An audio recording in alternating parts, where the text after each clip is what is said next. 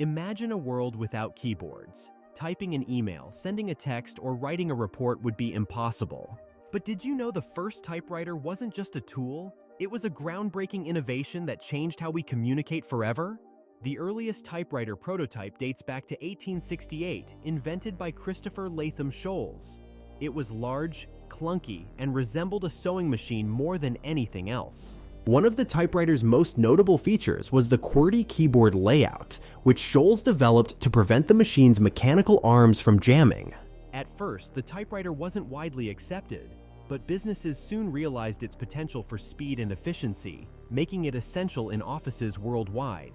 What's even more fascinating is how the typewriter impacted society. It opened up new job opportunities for women, allowing them to enter the workforce in unprecedented numbers. Today, the typewriter may seem like a relic of the past, but its influence is everywhere. From your laptop keyboard to the way we write emails, the legacy of the typewriter lives on. So, next time you hit a key on your keyboard, take a moment to think about the journey that started with the Sholes and Glidden typewriter. What's the longest thing you've ever typed? Let us know in the comments below.